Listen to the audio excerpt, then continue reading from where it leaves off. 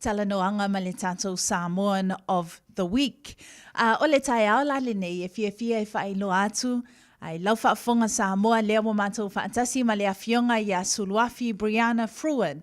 A tonu e le opo mala i le whaafonga mai o le atunuu, le awhionga i a Suluafi Brianna Fruean ua loa lona tautua i tonu o industry i le mata upu lea o le climate change. O le vaiaso lea, sa wala au lia i le awhionga i a Suluafi Brianna Fruean, i se tasi foi o whaamoemoe i tonu o Peletania, i le Commonwealth Service, o le amawhaiona talatanoa tuai i le awhionga i a Suluafi, e whaai loa foi nisi wahainga tāua o lea malanga sa ia awai atuai. Ai mai se foi, po le ale au tua lana saunoanga, awa e toa lua tangata sa iai ma Samoa le avanoa e whaasoa ai ma saunoa aloa ia i lea foi service o o Suluafi Brianna Fruean, ia ma le tupua lii a Peletania. So i le nei tai au, whaatala whaatua lau whionga Suluafi Brianna Fruean, whaataile whaatasma i tato polokalame.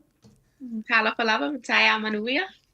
Tai a manuia Suluafi. Now, amata le tātala noanga whaamolemole, how was your upbringing? E mawhaiona e whaamatala, lo langa tuputupua e whaamolemole. Yes. I had a very blessed upbringing in Samoa. So I was born in New Zealand, but my parents took me to Samoa when I was 2, and I lived most of my life in Samoa. And so I was really lucky to be close to my family and be close to my community. And I think that's really built me into the person I am. Can you explain how and when you started your climate activist work? O ana whea, mawhaape whea na a mata e longa luenga o le avea o oe matangata climate activist. Yes, I started really young when I was around 11 years old, 10 years old. And I think I wasn't getting into it thinking I would be an activist. I just was really mindful of the environment, and I really cared for the environment. And it was really everything I learned in school, in primary school, about what climate change was, what it meant for our island, and it really piqued an interest in me. I spoke a little bit in the introduction about the Commonwealth Service, but e mawhaiona e whaamatala, o le asilangona sa o ia te oe ina ua maua le tala, ua wala au lia oe e le Commonwealth, e saunoa aloa ia le sauninga whaapitoa le Commonwealth. How did you feel when you received the news and the invitation to be one of 2 people to speak at the Commonwealth Service? Yes, it was such a privilege to hear that I would be put on such a big platform. And I was really, really humbled to know that I was, I guess, like just an average Samoan girl was platformed at the same level as the King of England. And so that was really special to me. But I felt like I couldn't do it because I had work and I had like all these other responsibilities. I actually went back to them and said like, I'm sorry, and said no twice. Wow. But they kept on insisting. And then they came back to me the last time and they said, the reason why we're really insisting is because Samoa's hosting the Commonwealth Heads of Meetings next year, Heads of Leaders next year. And I think it's just like perfect with it being year of youth, you being the youngest winner, and then also you being Samoan. And Samoa for me is always my trump card. If you come to me and say you need to do this because you're Samoan and you're representing Samoa, then I'll say okay, I'll do whatever needs to be done to get there. So that was my final yes, but I had said no a couple of times because I had other commitments just in life that I needed to do. But I made it work because they mentioned Samoa, and then I had to do it. Well, thank you for your yes, because I can say myself and so many others, the social media messages and the comments that we saw online, so many were proud to see a young Samoan, and especially you mentioned you're the youngest Commonwealth winner for one of the awards at 16 years old. And I think it's so important that we make mention of that because, like you said, you are Samoan, you're representing us on that global stage, and we were so proud. Can you speak about what your message was that you shared at the Commonwealth Service? O le autua lau saunoanga. Yes, I think the main thing I wanted, because they wanted me to speak about young people, but I really learned and through Samoa as well that there is no young people without old people.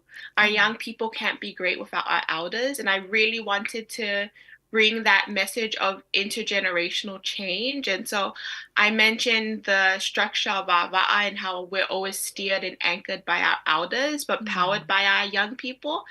And that's something that was really important for me to mention because I think in a lot of like Western youth spaces, it's like young people just want to rule it all themselves, and it's great for young people to lead, but we all really need the wisdom of our elders, and I think that's what Samoa taught me, and I think that's what Samoa can teach the world.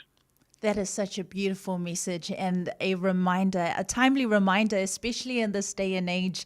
Suluafi, can you also speak about o le asenga luenga e mawhai ona whaatino e tangata e whaititia e lea awhianga o le siusi o manga?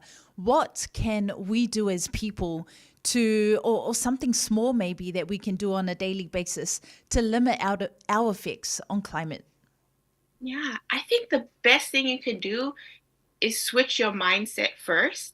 I think there's a mindset, like there's a switch in our mind we need to switch on where we need to understand that we have a va with us and humans, but we also have a va between us and the environment and whanua and our siusiomanga.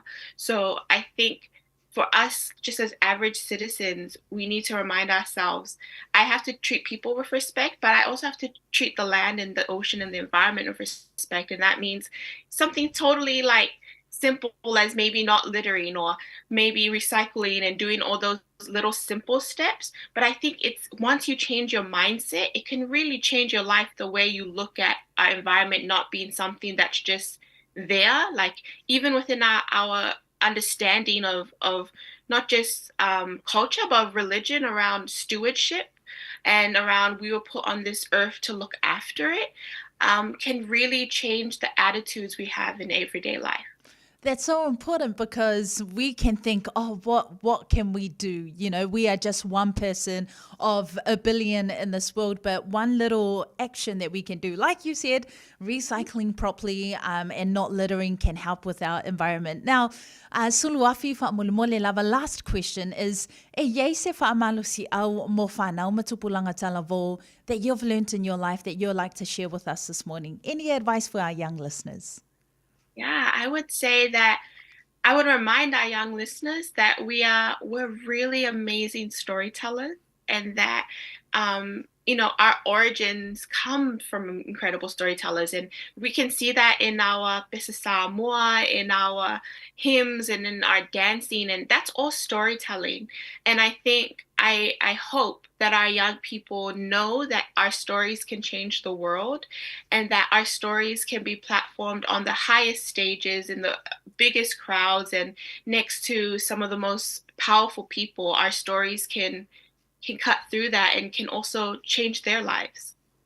Whaafetai lava I lawa whionga Suluafi Brianna Fruean mo le whaawanoa I no lo teimi mo I tātou ma le tātou polokalame nei tai au manuia lava singer, and we love to see you shine, so continue to be that light for us and using your voice and platform. Whaafetai lava Suluafi.